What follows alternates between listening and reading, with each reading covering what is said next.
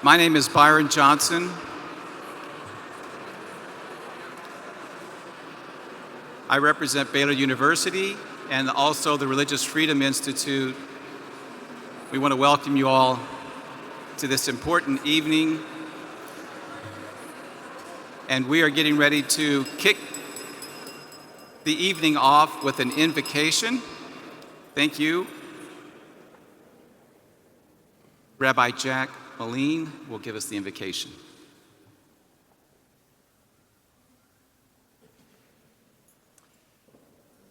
I invite you into a posture of reflection and reverence.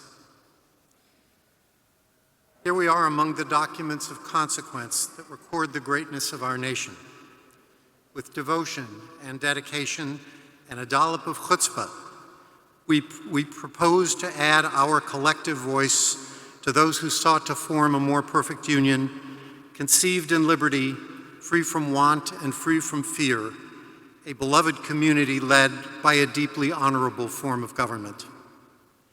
Like our individual forebears, we have arrived here from many points of origin, geographically, theologically, generationally, and philosophically. We have come together as our founders did to sign our names to a declaration of common purpose in the hopes of reminding our diverse constituencies that what we share is so much greater than what keeps us apart from each other. May the spirit of our mutual appreciation this evening inform the manner in which we carry the American Charter forward into our homes and our hearts, our private devotions, and our public pronouncements. Some of us rely on a belief in Almighty God. Some of us turn to a spirit that guides the cosmos. Some of us discover within the motivation to righteousness.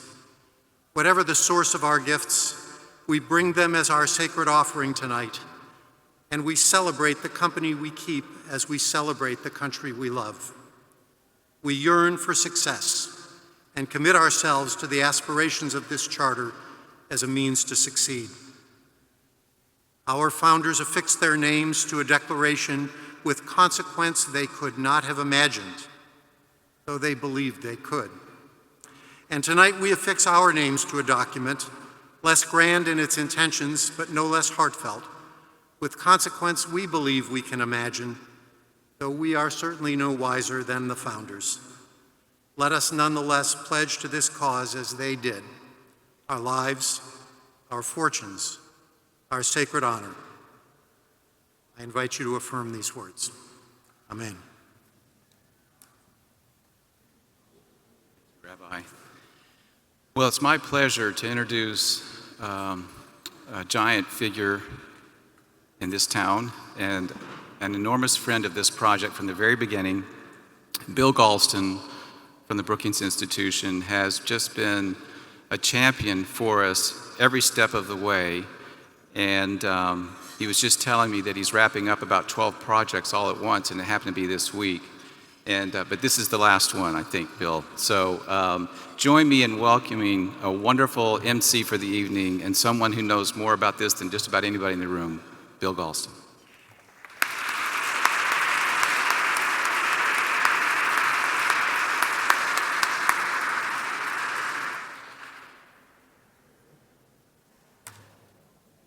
Well, thank you, Byron, for that excessively kind introduction. I wish my late parents were here tonight. My father would have enjoyed your introduction. My mother would have believed it. But let us get straight to our work tonight. It is my privilege to introduce Jacqueline C. Rivers. Dr. Rivers holds a PhD from Harvard University, where she was a doctoral fellow in the multidisciplinary program in inequality and social policy at the John F. Kennedy School of Government. She was previously a summa cum laude graduate from Harvard Radcliffe College. Perhaps most important and pertinent for tonight's event, she is now the executive director of the Seymour Institute for Black Church and Policy Studies, as well as a longtime supporter of the American Charter Project and one of the document's initial drafters. Dr. Rivers, we are all grateful for your presence with us tonight. The podium is now yours.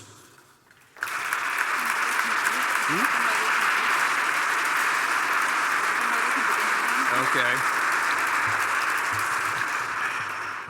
And I am told to instruct you that it is perfectly okay to begin eating, as the speeches proceed. I do not want to be derelict in my duty, and I certainly do not want to starve anybody who's worked so hard to be here tonight. Dr. Rivers.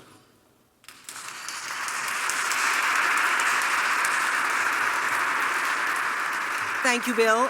I'm grateful for the introduction, and it is really a pleasure to be here with you tonight. I'm grateful for all who have worked so hard to make the Charter happen, and I really appreciate the work that has gone into making this representative across the political spectrum. Much has been accomplished. Much has been accomplished, but we have more to do. The reason why this charter is important to me as a Black woman, as a woman of faith, is because religious freedom has been so important for African Americans in this country. It has really been the fuel behind some very important developments. The abolition of slavery being one excellent example, because it was a great awakening and the theological ideas that arose out of the Great Awakening that really convinced Americans that slavery was an enormous sin. That convinced Americans that it wasn't just a sin, but it was a sin that needed to be repented for immediately, so that the abolitionists called for the immediate end of slavery. And it was an exercise of religious freedom that they were engaged in. But John DiIulio, at a similar event for the American Charter, talked about the fact that religion is both a tonic and a toxin. Because religious freedom is exercised by slaveholders is what fueled, to some extent, the slavery that the abolitionists fought against. So we need to be open-eyed as we advocate for religious freedom. We have to recognize that it is so important for the voices of the oppressed to be heard. The other place where I really want to turn our attention to the importance of religious freedom in the lives of African Americans is the civil rights movement. That transformational movement, which not just changed the whole nation, but had global impact. It was a commitment to faith that gave a man like Martin Luther King Jr. the strength to stand against the terror that reigned in the Jim Crow South, that brought thousands of Black people out to face down water hoses and police dogs and policemen with batons. It was faith that God had called them to do this. It was faith that God intended for them something better than the life that they were leading under in a racist South. In the same way today, religious freedom is so important in the Black church, in poor Black neighborhoods. But it's not just people of faith, because even if you look at the civil rights movement, so many people in the civil rights movement were white, were Jewish, were from Protestant churches. So many people were from Catholic churches. What brought them together was the freedom to act on their conscience. You didn't have to be a person of faith. There were atheists. There were people of no faith at all. There were Buddhists involved in the civil rights movement. It's a freedom to act on conscience. And that's why this charter is written not just about religious freedom, but it's also written about conscience. Because what we are saying is that integral to the human being, to our dignity, is the right to act on our conscience, to express our deepest beliefs. And today that kind of conscience works in the Black community, in Black churches, where we work among the poorest in the nation, where Black churches do more in terms of their size and their budget than their brother and sister churches, and churches which have far more wealth. In fact, a recent study that looked at a nationally representative sample of Black churches across 7 denominations found that 90% of Black churches provide youth services for their neighborhoods. 75% or more provide either cash assistance, voter registration, or a food pantry. And at least 50% offer counseling. The power of religious freedom at work. And so I am signing this charter tonight because I want to send the message that freedom of religion and freedom of conscience is not discrimination, as has been suggested in some quarters. That it is critical for everyone, every human being, and that it has been critical in benefiting African Americans. I want to stand against current developments that have subtly been eroding the importance, the foundational importance of religion, of freedom for religion and conscience in this country. But I want to challenge us to do more. Because this freedom is most vital to those who are oppressed. Our innate sense of justice compels us to reject the presuppositions of those who oppress us. And it is our freedom to act on that innate sense that something is wrong that brings freedom and that maintains the humanity of those who are oppressed. So we need to do more. There needs to be greater diversity in this movement that we're starting. We need to have a stronger voice from the Black church. We need to have a wider range of people, not just politically, but also in terms of race. More than that, this is a charter that's important for all people because every individual has the right to personal authenticity. And congruence between our actions, our speech, and our beliefs is an essential aspect of human flourishing. We have the need and the right to engage and express our deepest beliefs and to reveal to others our most genuine selves. That's what we're standing here for, the right to human authenticity. More than that, this right is fundamental to almost every religion, because most religions call on our adherents to stand up and testify to the faith that we hold, to live lives that are consistent with the faith that we hold. So we need religious freedom and freedom of conscience that isn't just about what we do in the privacy of our homes, isn't just about what we do in our churches, in our mosques, in our synagogues, but that is about living consistently even in the public square. And just as no one should be coerced to join any religion, in the same way, people should be equally free to live in a way that's consistent with a religion that they find compelling.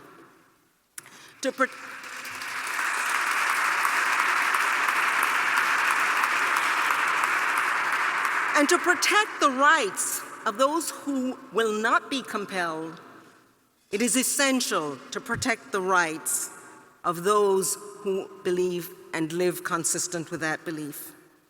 Finally, it's respect for the freedom to dissent in the public arena that allows all Americans to speak against injustices of all kinds, whether it is against mass incarceration or whether it's against police brutality against Black men. It's the right to stand up and to speak according to our conscience. And for all of these reasons, the American Charter of Freedom of Religion and of Conscience is essential and beneficial to all Americans. Thank you.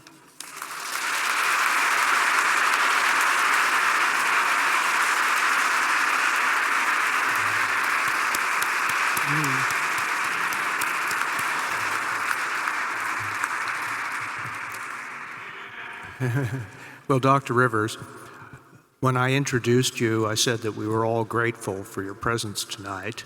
And I think everybody can see that that was more than routine politeness or civility. It's God's honest truth, and thank you for those remarks. I'm about to introduce our second speaker, but before I do, a few logistical comments. After our second speaker, the signing ceremony itself will begin. So as soon as our second speaker, Dr. Charles Haynes, whom I'll properly introduce in a minute, after he concludes his remarks, we'd like all of the signers to stand up and to head in this direction, where Caroline will be waiting to direct you. You will be lined up in alphabetical order, and then the signing ceremony will proceed. And now to my second introduction, that of Charles C. Haynes. Dr. Haynes is Vice President of the Freedom Forum Institute Religious Freedom Center and also a senior scholar at the First Amendment Center.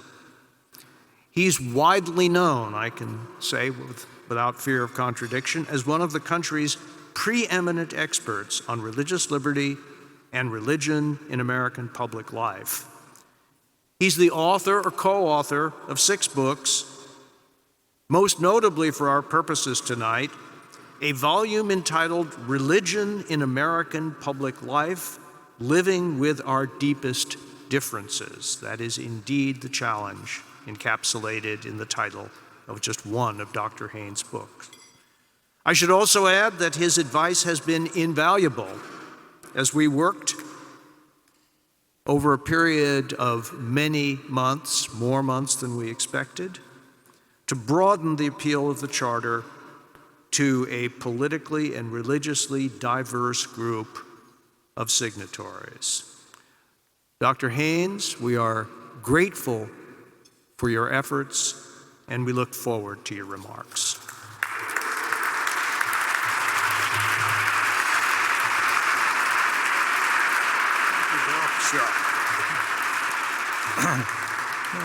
Thank you, Bill. That's very kind. And I've learned one thing already tonight I didn't know. Never speak after Dr. Rivers. But here we are. Those were inspiring and beautiful remarks, and so important to hear on this occasion. Well, tonight we are gathered after all these months, Bill, of work and putting this charter together. We're gathered in this shrine, really, to American principles and ideals, to sign and celebrate the American Charter of Freedom of Religion and Conscience. So let me add my gratitude to all those at the Religious Freedom Institute and everyone else, like Dr. Rivers, who helped to make this night possible. And I want to take this moment to give a personal word of thanks to the principal drafter of the Charter, Os Guinness, who was mentioned earlier, but I want to have my say as well. His wisdom, his vision, his eloquence have inspired me and so many other people over the years. Thank you so much, Oz. Where are you? Where are you? There you are.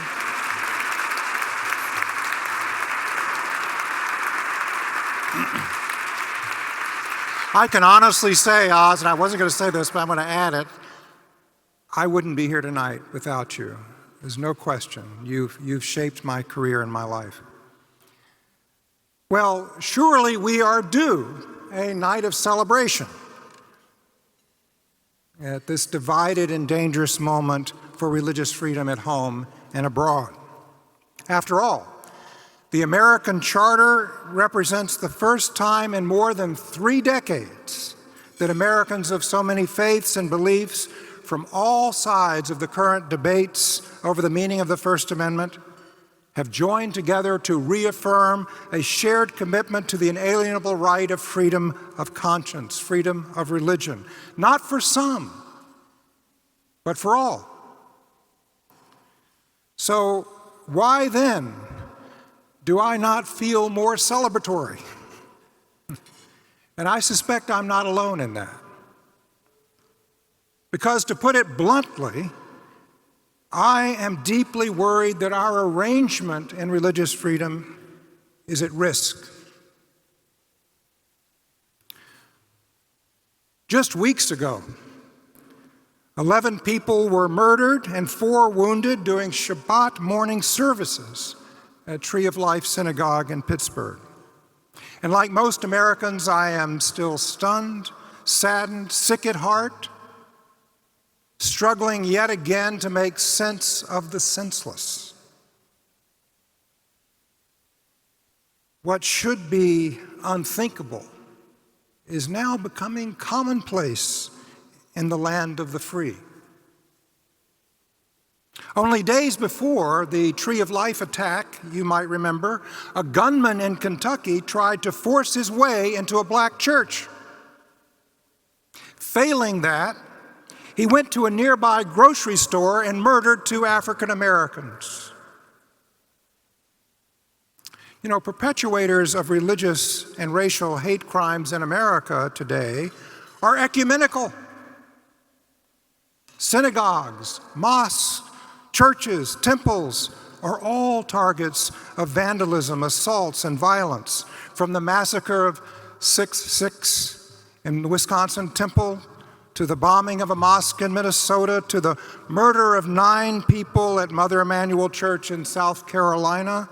A wave of violence in recent years has spared no faith or creed.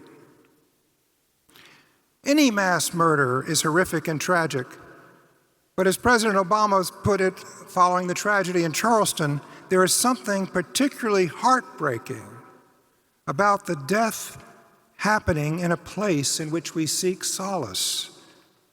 We seek peace, a place of worship.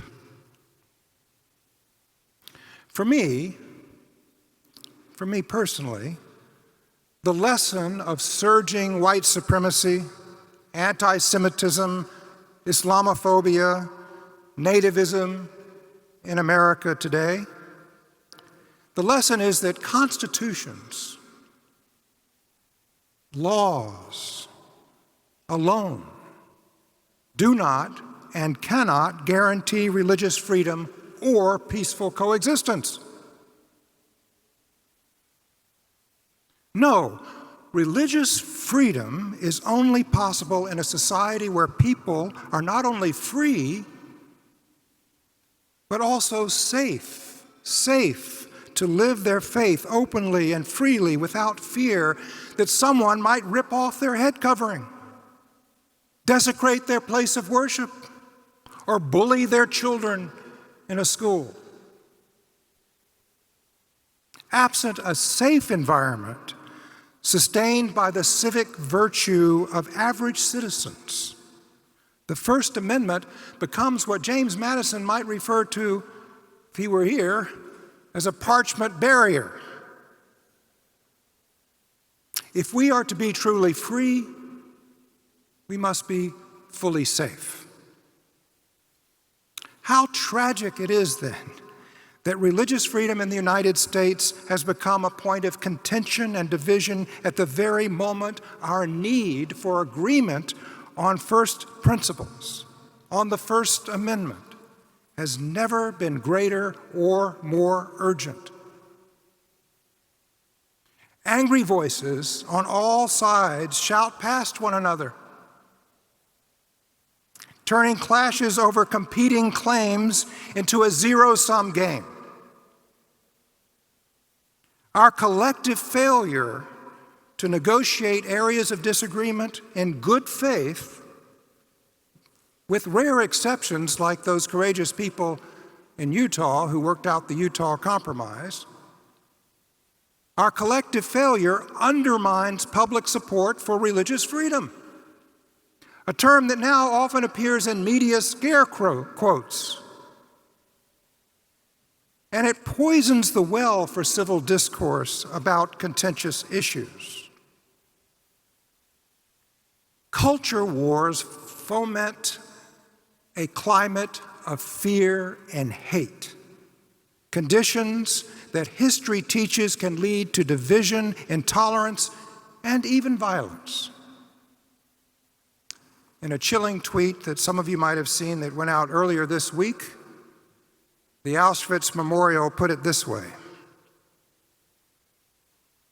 when we look at Auschwitz, we see the end of the process. It's important to remember that the Holocaust actually did not start with gas chambers. This hatred gradually developed from words, stereotypes, and prejudice, through legal exclusion, dehumanization, and escalating violence.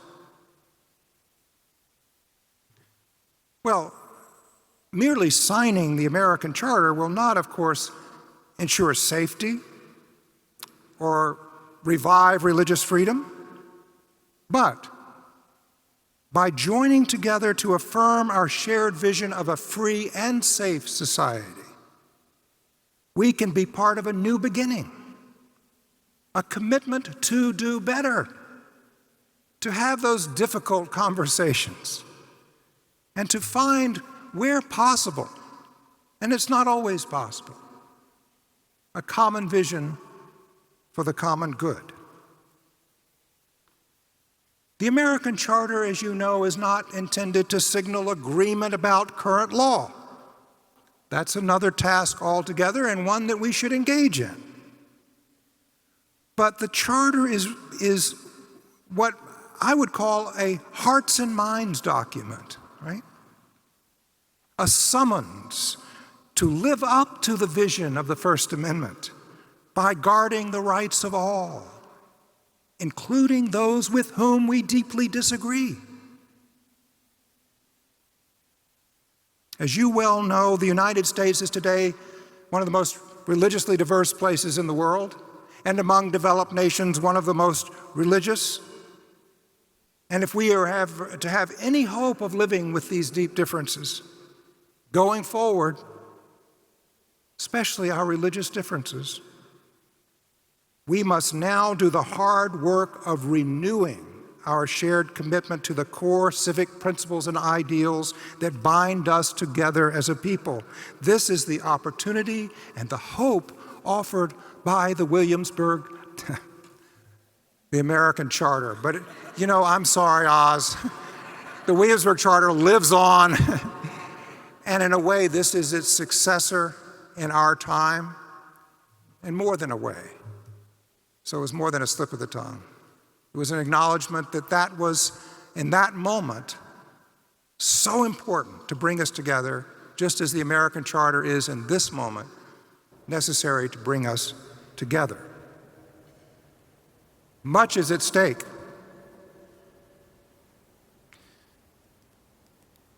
Much is at stake.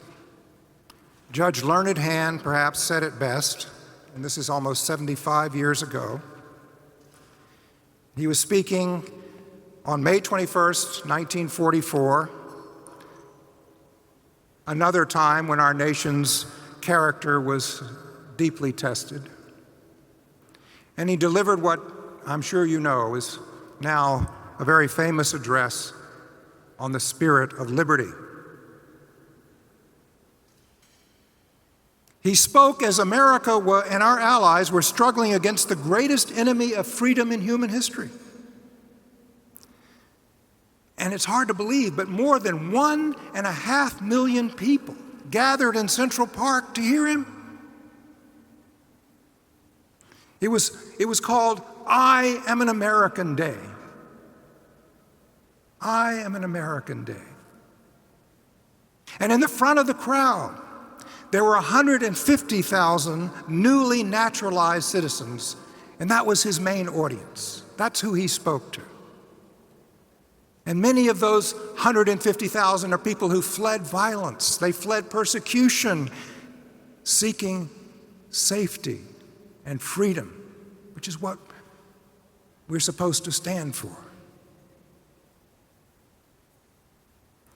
And Judge Hand described the spirit of liberty in a personal way first, how he personally understood it.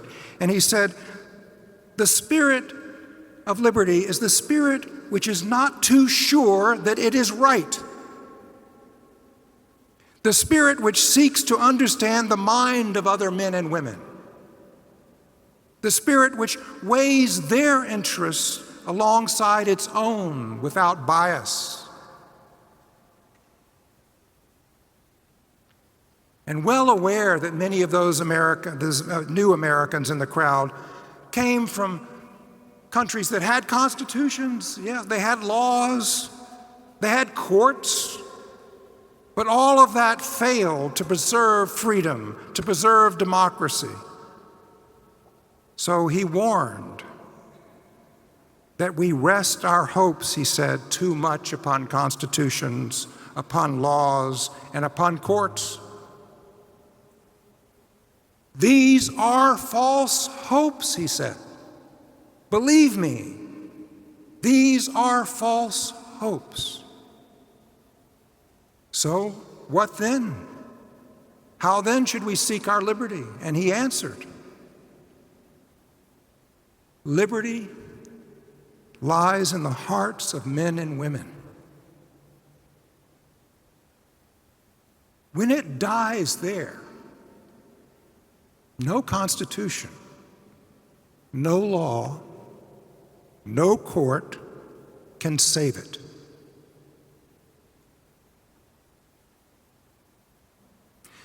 No constitution, no law, no court can even do much to help it. But while it lies there, it needs no constitution, no law, no court to save it. So now, as we sign the American Charter, let us recommit ourselves to the true spirit of liberty, the true spirit of religious freedom, and promise that we will work together to do all in our power to keep it alive in the hearts of the American people. Thank you very much.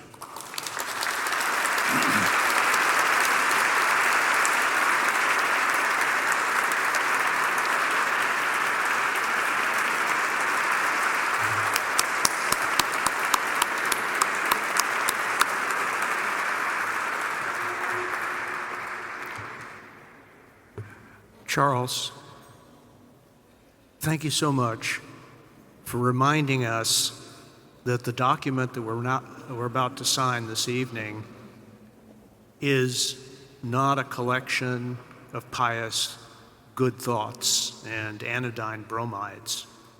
It is a response to the most urgent challenges of our moment. If I may be permitted just a personal reflection, I was in my synagogue a few weeks ago celebrating Shabbat when the news of the atrocity in Pittsburgh spread. And I don't think anybody who was in that room where I was will ever forget that moment and will ever forget the sense of insecurity that we experienced. So your emphasis on the relationship between freedom of religion and safety of the practice of freedom of religion is absolutely vital, and we must indeed recommit ourselves to the fight, because it is indeed a fight. It's not just a signature, it's a fight.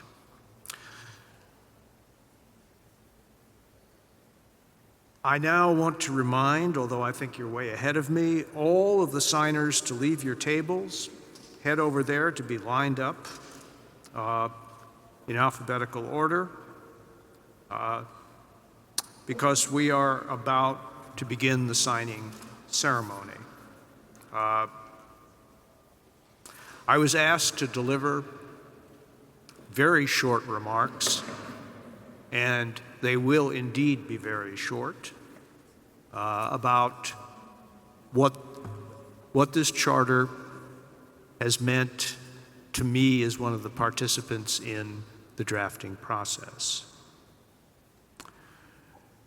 As you all know, the American Charter affirms the intrinsic value of freedom of religion and conscience, and the centrality of this freedom to the American experiment. As Dr. Rivers has already reminded us, the reference to conscience harkens back to James Madison's language in his famous Memorial and Remonstrance, and it reminds me of the fact that millions of Americans find their ultimate meaning in beliefs that may not be theistic in any conventional sense of that word. Equally importantly, as a statement of first principles, the Charter does not claim to resolve every practical dispute about the scope of freedom of religion and conscience. It recognizes explicitly, it affirms that like all rights, this freedom is not absolute. When rights claims clash, the Charter declares, the issue in each case must be assessed on the merits, giving due weight to the considerations and arguments of the competing sides. In short, there is no escaping the need for judgment and prudence, and as Catholics would say, discernment in human affairs, and a practical system of religious liberty for a diverse and contentious people is no exception. At the beginning of the Constitutional Convention of 1787, George Washington reportedly exhorted his fellow delegates to, and I quote, raise a standard to which the wise and honest may repair. And he added, wisely and honestly, the event, that is to say, the outcome of the standard that we raise, is in the hand of God. This is the spirit that has guided us in the less momentous, but no less sincere and earnest endeavor that has culminated in this evening. Now, let me tell you a little bit about the order of signing. The first signatory will be my American Charter co-chair, Os Guinness. I will then sign the document. The other signatories will sign in alphabetical order, corresponding, I hope, to the way that you're lined up. And after you sign, Abigail Galvan will guide you to the place where a group photo will be taken.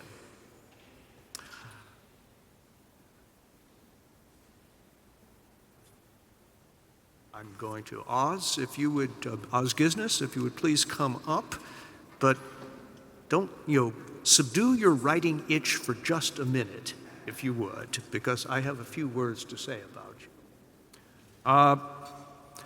It is appropriate, I think we will all agree, that the very first person to sign the American Charter will be Os Guinness.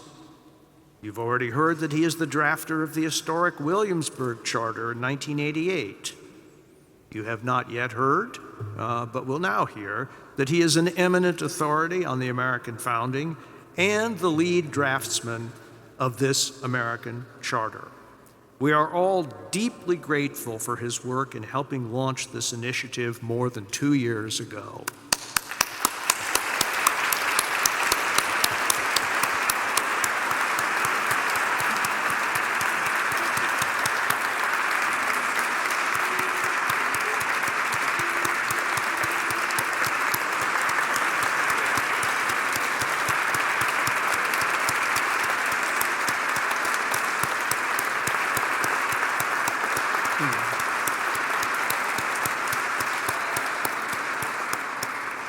However, no standing ovation goes completely unpunished. So I will now add that because any consensus document reflects many voices, the original author does not always recognize the final product as the work of his hands. As a student of these matters, Oz will no doubt recall Thomas Jefferson's bitter complaints about the no fewer than 86 changes that the other members of the Committee of Five made to his original draft. In the end, of course, the Declaration was still Jefferson's. And in a similar vein, we are confident that the final version of the American Charter retains much of the elegance and subdued passion of your original draft. Thank you so much.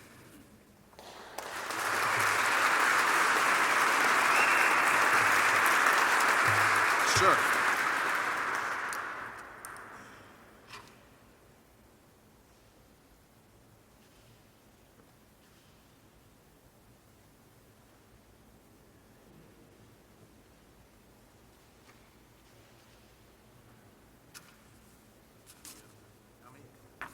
Absolutely.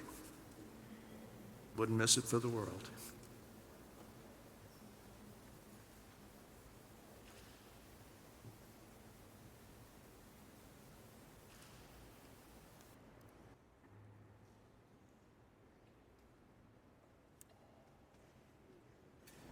Okay, I will now call up the signatories. There are no fewer than 75 signatories to this document, and the number appears to be growing.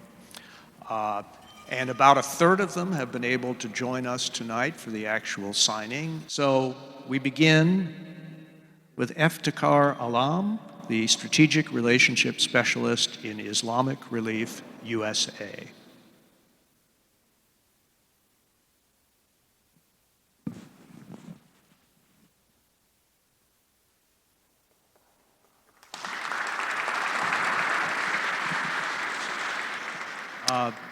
Second, Kit Bigelow, former Director of External Affairs, Baha'is of the United States.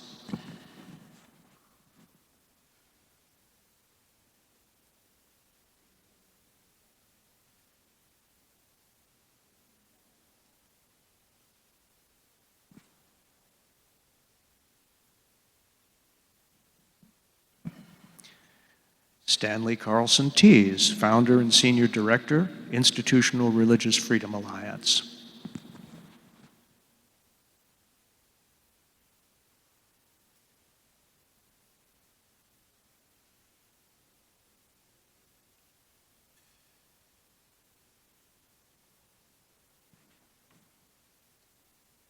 Anutama Dasa, International Director of Communications, International Society for Krishna Consciousness.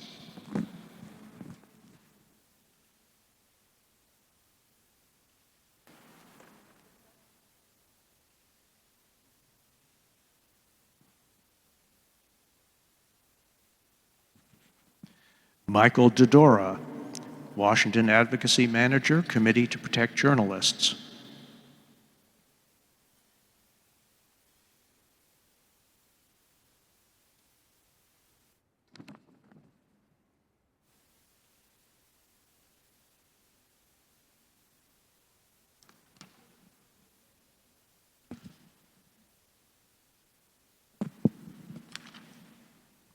Reverend Kristen Farrington, Executive Director, Religious Freedom Center of the Freedom Forum Institute.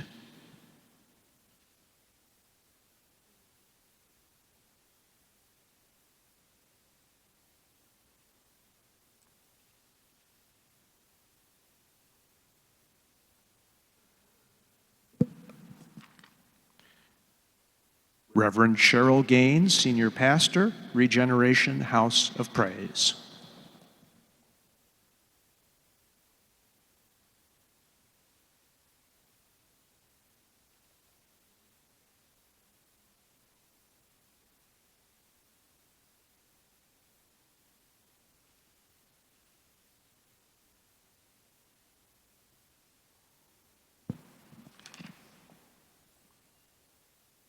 The aforementioned Charles Haynes, Founding Director, Religious Freedom Center of the Freedom Forum Institute.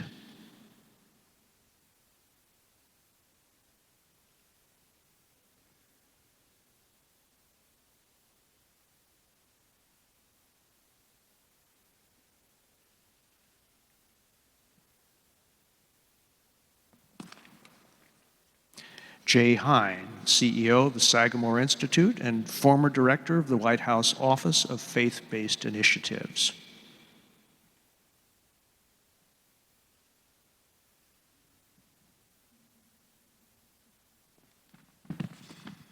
Kent Hill, the executive director of the Religious Freedom Institute.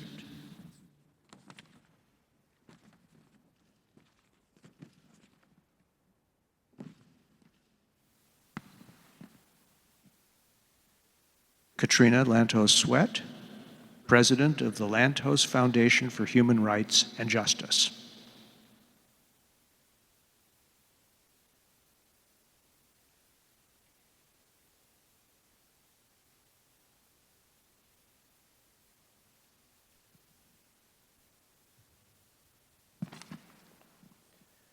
Steve McFarland, former director, Center for Law and Religious Freedom of the Christian Legal Society, and the first executive director of the U.S. Commission on International Religious Freedom.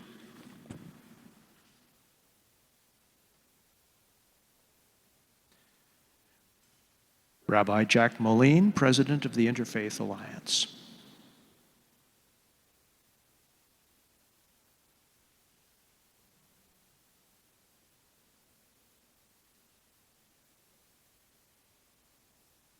Dr. Jacqueline C. Rivers, co-founder of the Seymour Institute for Black Church and Policy Studies.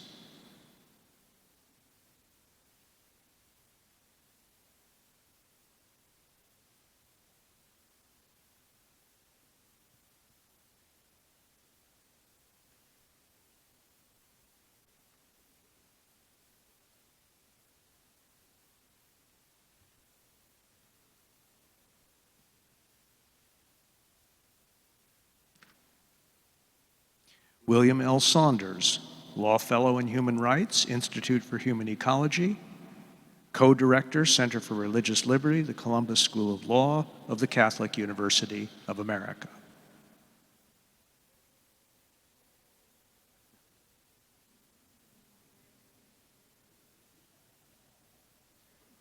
Richard Sherman, Professor Emeritus of Education, Seattle Pacific University.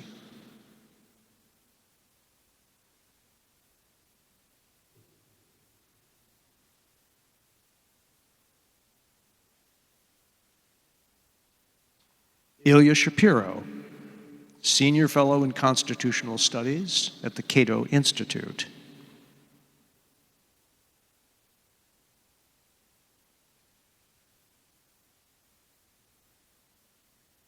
Imam Talib Sharif, President and Imam of the Masjid Muhammad, the nation's mosque.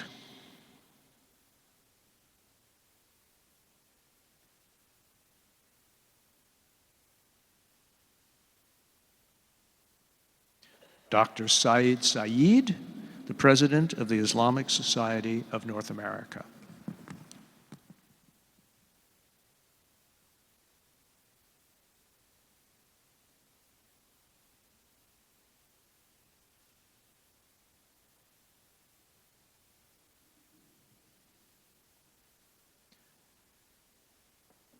Joel West Williams, Senior Staff Attorney, Native American Rights Fund.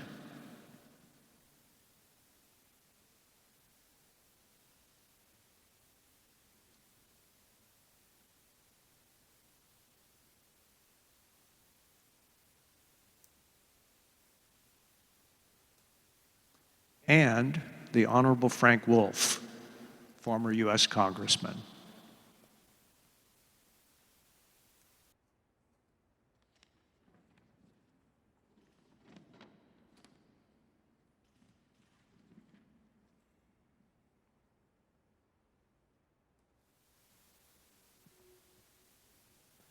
All right, Abigail, tell us what to do next.